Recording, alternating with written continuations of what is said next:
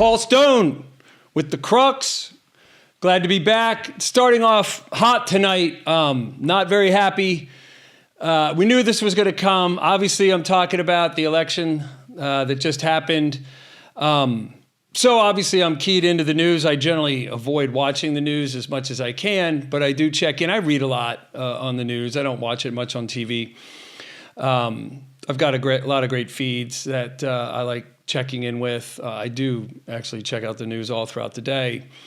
A lot of it's not very relevant because it's all just battering around symptoms.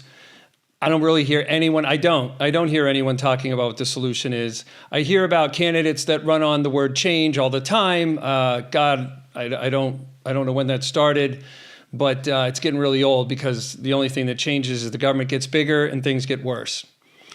And, it's been a while while I'm watching the news, I happen to notice a politician getting asked direct questions and no direct answers. None. Like literally, and I could see it so clearly for what it was, right? It's just posturing. It's one politician got asked, it was Jeffries, right? He got asked a question about Pelosi and her condemnation of President Trump, saying that he's the worst human alive on the whole earth. Like worse than Putin, who's just shooting missiles into apartment buildings and canceling people's power supply in Ukraine. All the troublemakers that are going on around the world. I mean, there's so many. That's not the only one. It just jumps right off the page. When you're in your country and some other country just shoots missiles into your apartment buildings, that sticks out in my mind as a bunch of hooey. And so he just said that she is one of the most decorated, revered, wonderful servants of the House of Representatives that he can think of, and wouldn't even speak at all to what the question was about. What do you, Congressman Jeffries, feel about what Congressman Pelosi said about POTUS? That was the question. And he just literally sang Nancy Pelosi's greatness and songs of her wonderfulness, and it just struck me. I'm mad about that. I'm mad because in one way you could think that a news reporter is asking a question that would connect a perspective, information, a plan, some insight of value back to us. Like the country interacts with government officials through the news. The news, the press, has a right to be there. Their job is to be there. So they are doing a job for us in a way, in the purest form. Not so much since Walter Cronkite left, without the spin and all that, but everyone's opinions built in. It just hit a nerve with me because people are suffering. People are suffering in ways they have never suffered before. And don't just hear that and go, yeah, man. You are. You absolutely are. You see, the suffering that generally life prescribes to us earthlings is many times blunt and many times very hurtful and sometimes very hard to get past or get over, right? But they were temporary. They were always temporary. The drought was temporary. The plague was temporary. The flood was temporary. The crappy king, the warring king or queen was temporary. You lost a baby at childbirth. You lost mother at childbirth. That's a bit of permanent loss, but you get over it, right? And it's also part of the routine. No one gets out of here alive. Jim Morrison was famous for saying that. No one gets out of here alive. So we have no expectation of living forever.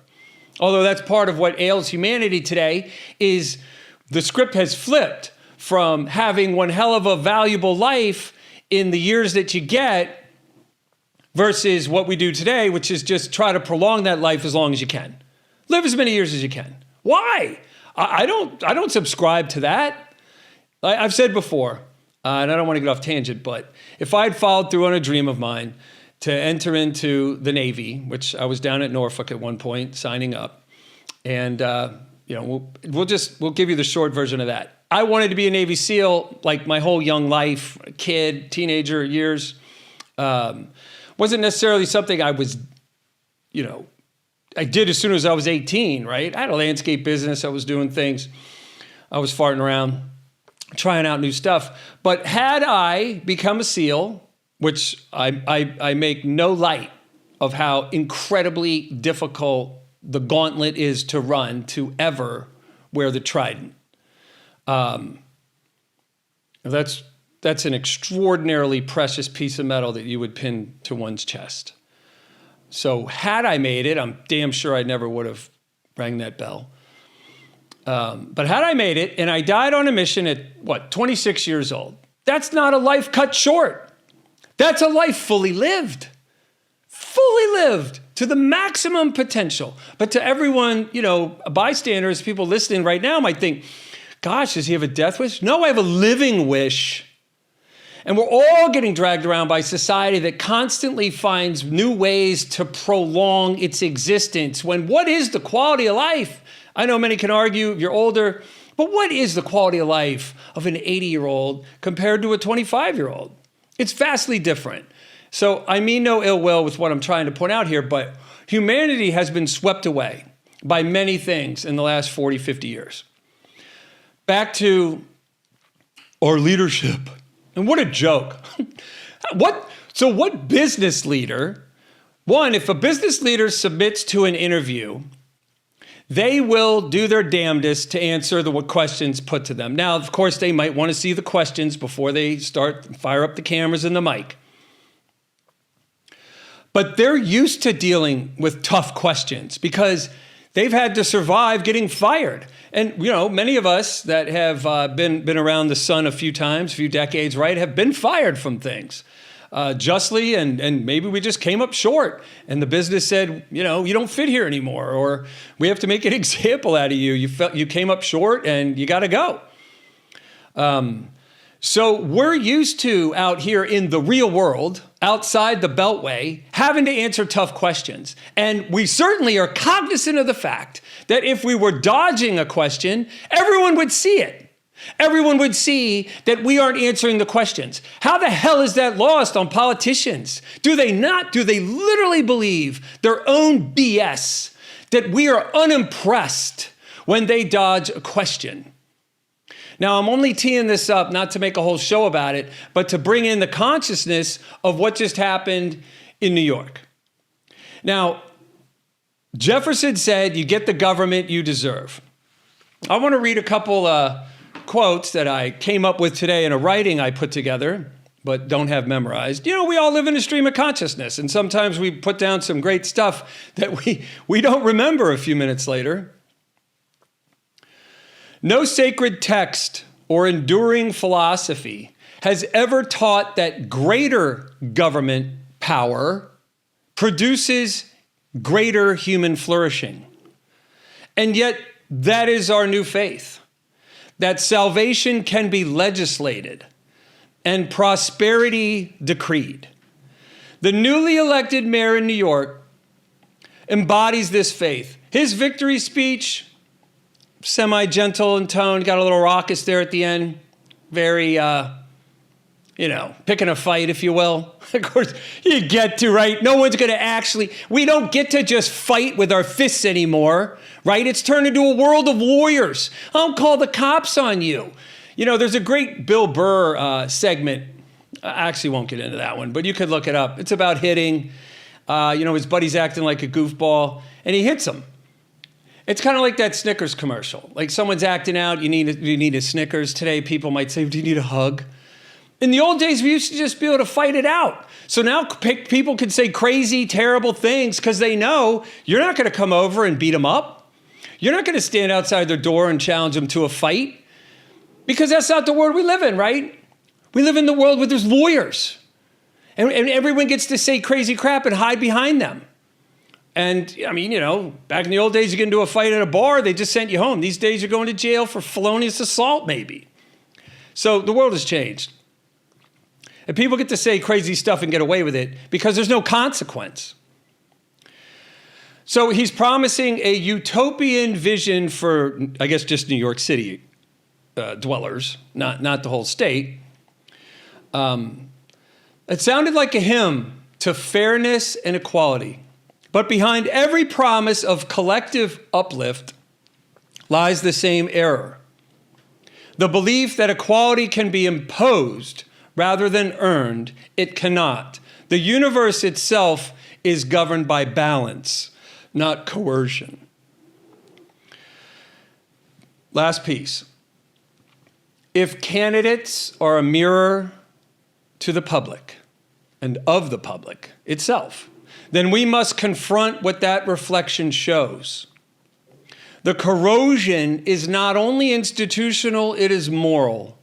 A people unwilling to bear responsibility will always vote for those promising to absolve them of it. So let's get into the suffering. Because if Mandami is just a mirror of the people that are saying enough is enough and I don't feel heard. I actually heard a newscaster today say this thing. She said it was a huge generalization. But maybe people don't feel seen. My goodness. Of course.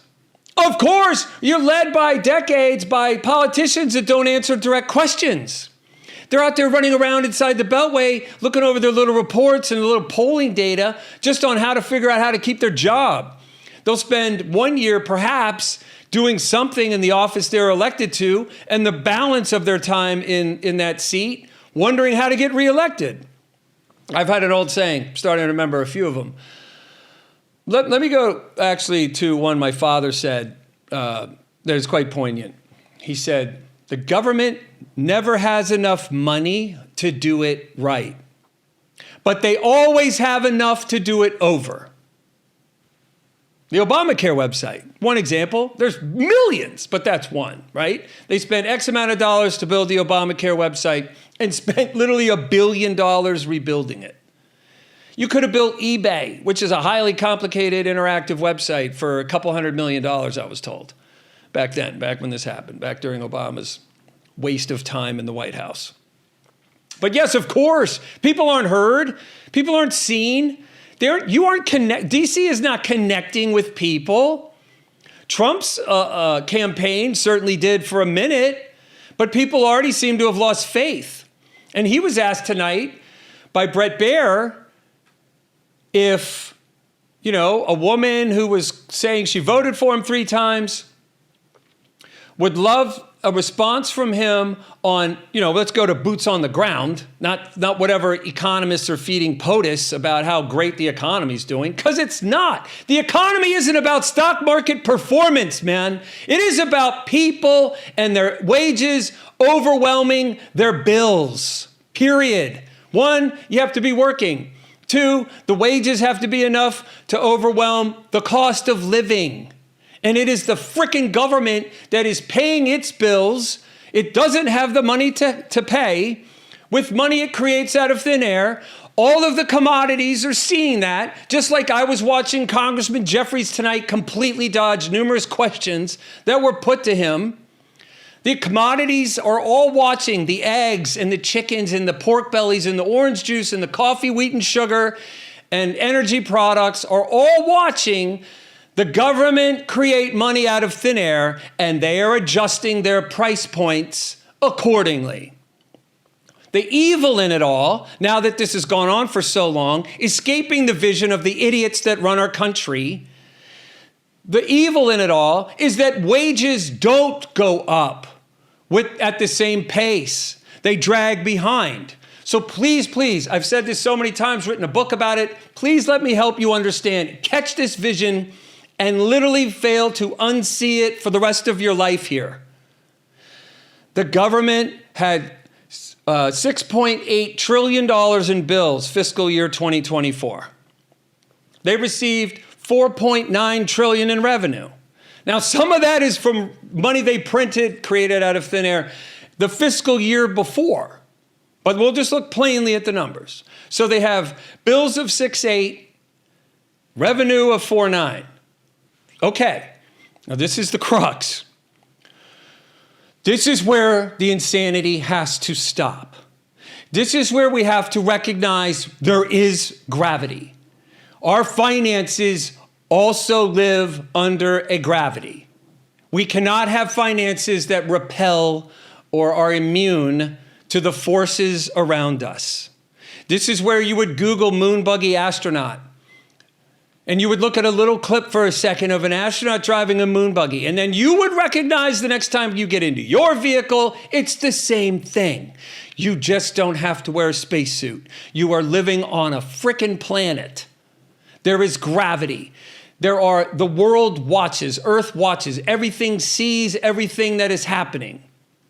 And so if your bills are 6.8 trillion and you have 4.9 trillion, 6.8 and 4.9 in the bank, then there is $1.9 trillion worth of bills you are not going to pay. That is the point. That is the truth. You don't have the money. Just like all of you, 70% of us here don't have the money. Our checking account reads zero or a negative number at the end of the month. So we know what happens if you kite checks. We know what happens if you get into thievery, robbery, right? We know what happens if you get into somehow some fraudulent action to cause there to be an income you couldn't create on your own to then overwhelm the bills that you're faced with. You lose your freedom. So how is it the government can't, because they're also humans, right? Seem to be a different mental breed than the rest of us. Or something happens when they get there. But when they create that $1.9 trillion out of thin air, the commodity prices go up and your wages don't. And that's the evil. And that's why there's a Mandani. And that's why people are pitching socialism and communism as a solution to the freaking problems that the government is actually at the helm. Their hands are creating this hell. They are creating this hell every year. It has been getting worse since the turn of the century.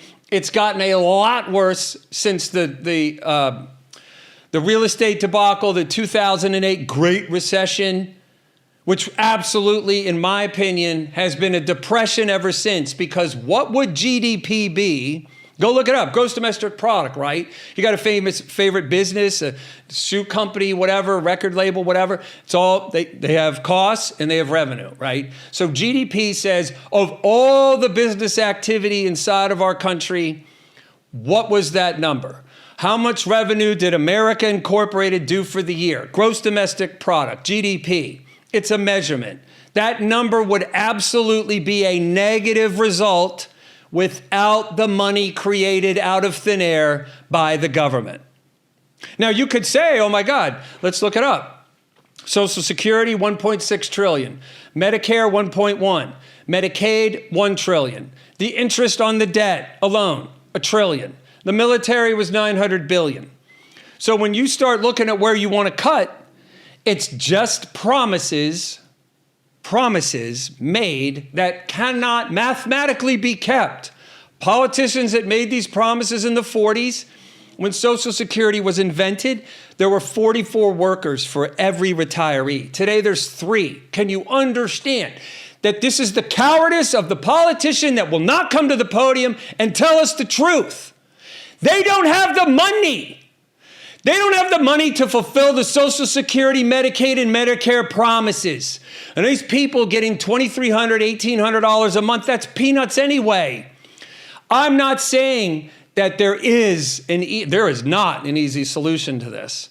But the money printing has to stop. The lying has to stop. And all of us watching and live in this country legally have to stop voting for people that continue to tell us a story about how there can just be a policy shift and the money creation will stop. It is a lie. It is not possible. It's like as much possible as me running off the top of this building, flapping my arms, and flying off to Bermuda. It's not possible. Just literally like that, it's not possible. So the suffering that's going on, and the number one thing our government exports, not only to us, but to the entire world, is this evil inflation. Commodity prices going up, they're all priced in our dollar. Well, guess what? Everyone else has to jump into to buy copper, wheat, coffee, sugar, energy, petroleum-related products, right? They got to get into their currency and into the dollar. So we feel it a little less than the rest of the world. But we are literally forcing the misery around the world to become worse and worse. Our government is, not we. You and I aren't doing this. They are. I saw a post on X. Senator Rand Paul, he said, I just want to sound the alarm bells here that the debt just keeps going up and this is unsustainable. We have to stop this. It was saying it like we had a hand in that. If they were literally putting this stuff to us to vote on, which blockchain would be one hell of a solution for truth-oriented platform, connecting us to politicians, policy options, things we need to vote on. Just whip out our phone, facial recognition. They already have all that crap stored in all their databases anyway. Anytime you visit some camera anywhere in the world, they've captured those images and stored them. So we got facial recognition. If you want to set up a voting booth because someone can't afford a smartphone, then that's the purpose of that would still be. And we go vote. All the time, every month, anytime there's something that would literally cost more than, $5 million, we have to vote on it. And if we vote no, then they don't get to do anything about it. There's no circumventing what we want. This is the reason America is suffering right now. It's the reason we have fallen not only out of the top 5 happiest countries in the planet, not out in the top 10, not in the top 15, not in the top 20. Number 24, right next to Kuwait. That's where America actually is. Stop lying to yourself. Stop listening to what these idiots are saying from the podium running for an office. Stop. Here's a thought. Just what if we all stopped voting? Now, I know half the country loves big government. They love the promises Hillary Clinton was talking about. We don't want walls, we want bridges. We don't want what Mandami's saying. I don't even know what Biden said. He just ran against Trump. We don't want what Obama was saying, change we can believe in. We're not liking the change. And it's not just to pick on anyone or any party in particular. They're all signing these bills. They're all creating this money out of thin air to pay bills they don't have the money to have. This is the reason for your suffering. Because do any of you feel peace? Do any of you feel peace? Maybe after a bong hit, glass of wine, great romantic excursion, maybe after sleeping in on a Saturday. See, peace isn't a feeling. Peace is a status. The only thing that humans ever interrupted that peace were things Mother Nature threw at us. Life with a capital L threw at us. We got through it together. I want you to understand something absolutely fundamental to us enjoying our time here on the planet, driving around in our moon buggies. Problem solving is the bonding material that causes strangers to get to know each other. And when the government got into the life management business and a problem solving on a platform we never hired them to do, they've come in between us. They have stolen that bonding material away from us because we are challenged with things we cannot solve. There is no new country to sail west to. There is no new frontier. You'll have to find some place inside the country where the ratio of what you earn is better than the cost of living where you currently live. You have to improve that ratio. You have to wake up the Christopher Columbus, the colonists, the Lewis and Clark inside of you.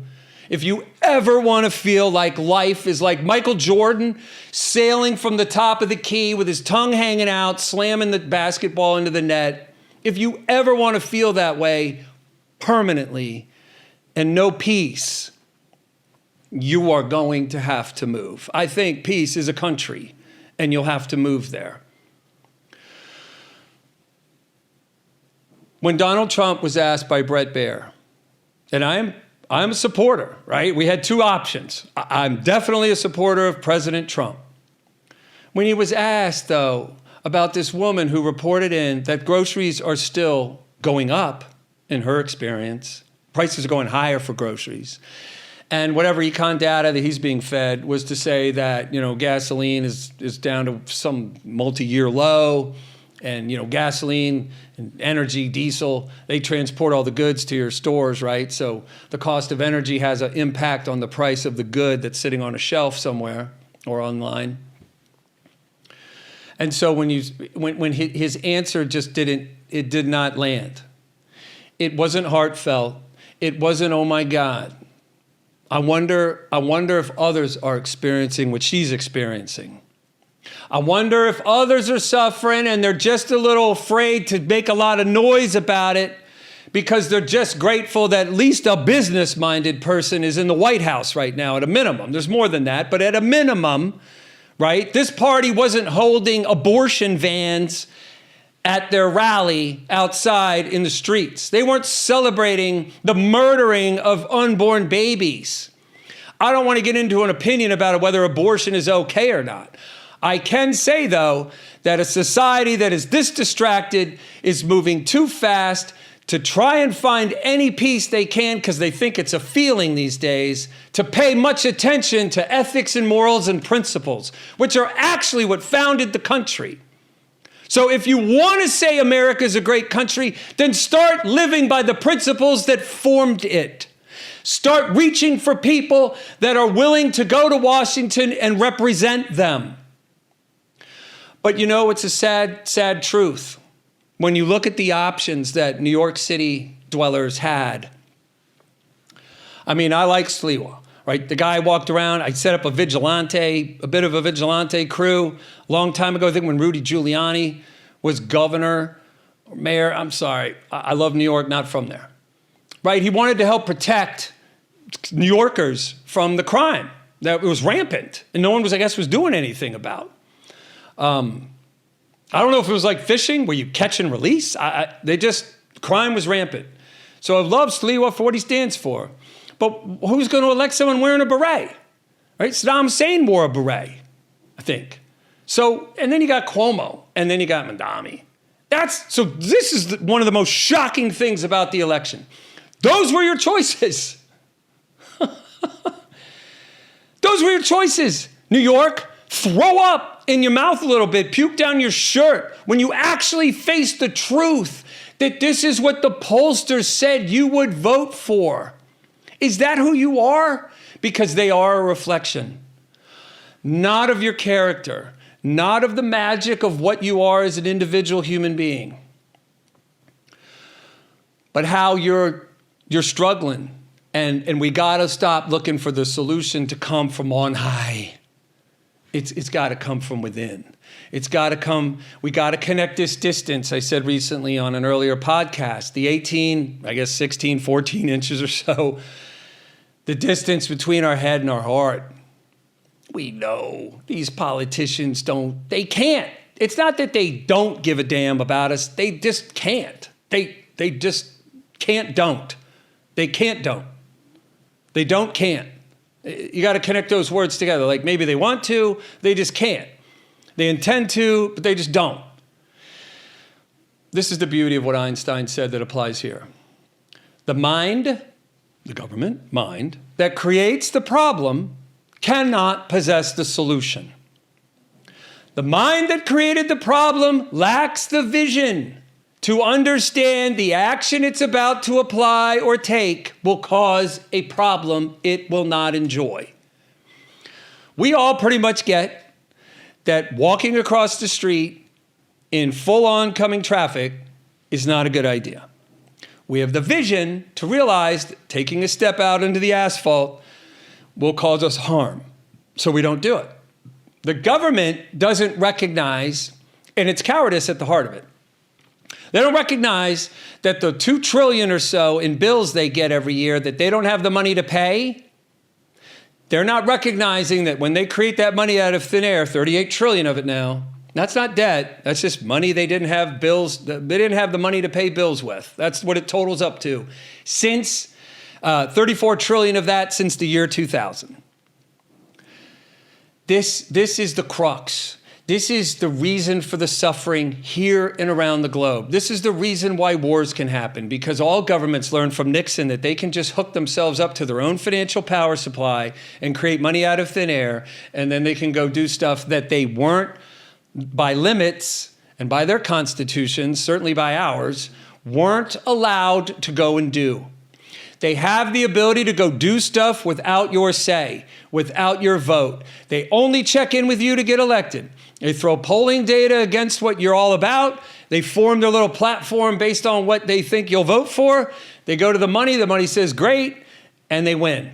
And you get the same old, same old, same old for decades now. This has to stop, and it has to stop with us. We have to stop sending people like we've been sending, like have been volunteering, to Washington and to many city governments or state governments. And there are many states. There's a contrast between states that are doing pretty good and the states that are suffering and struggling. Most of those states happen to be blue.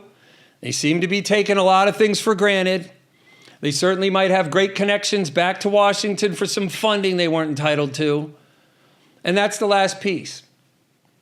By design, we had, in my estimation, no history PhD after my name, but we had 50 presidents in this country, 50 governors that had more power collectively than the one in the White House, by original design. Now, doesn't that make sense? If we have 50 people managing the 50 different states in the country, doesn't that sound a little bit more effective of an arrangement than one old person in Washington? I know Obama wasn't that old, but man, he didn't do that good either.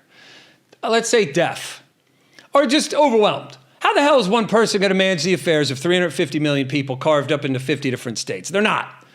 So how did it become so abhorrent of a ratio, a power out of Washington versus any one state? Because of Nixon. Because he gave it an energy supply that would overwhelm states can't print money. They create money. They're running a shortfall. I guess they run to the government. And the government just creates the money out of thin air. So that's how untruths come to form. That's how this disreality has come to be. But we are realistically suffering because of it. And the only way it's going to end is when we are willing to no longer receive monetary benefit from the government. They don't have the money to give us anyway. I mean, they don't have the money. The money doesn't exist. Money is not something that you can just issue onto an Excel spreadsheet and it's there. Because the commodities all see what's happening. So they readjust their price points. Here's one way to look at it. I said it was going to be over in a minute. I'm going on a little past. But let's say long ago, a commodity costs $1. And all the dollars that were in existence were rightly there. And then all of a sudden, there were some extra dollars. So the commodity said, oh, well, now I'm $1.18. And now I'm $1.84. Now I'm $2.10. So as government, cowardice, please understand, that is the source.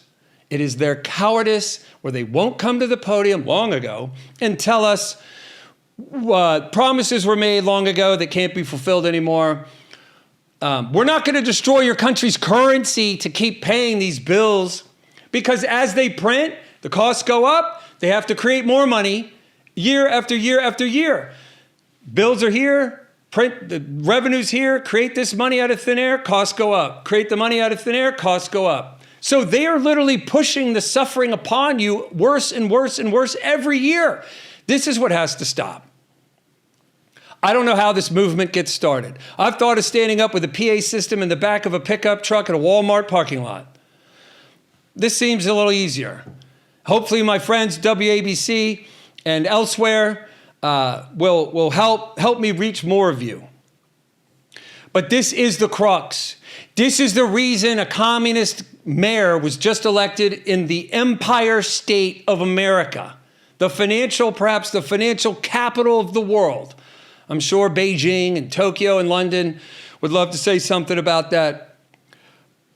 But as far as I'm concerned, since the dollar is the reserve currency for now, history doesn't say good things about reserve currencies. It says they all end. And ours is pretty close to that. Dollar's only worth 3 cents, folks. It's lost 97% of its value. Why? Hand to Washington, murdering the dollar to pay bills it doesn't, get the money for bills it doesn't have the money to pay, and the cowardice of not being able to come to you and tell you long ago that this was broken.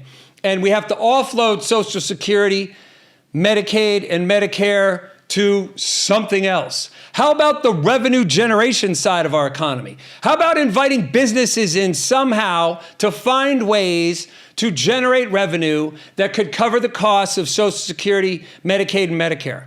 I'm hearing charter schools do a lot better job than public schools do. I'm hearing that those teachers get paid more. I'm hearing that the climate in the classroom is a lot better than in public school.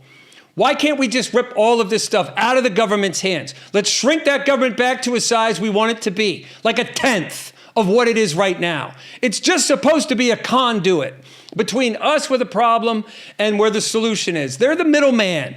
They aren't the end game. We've seen decades now of them as the end game. The suffering is at their hands, but it is affecting your life. And now it is affecting the youth, where they have no vision. The American dream is dead.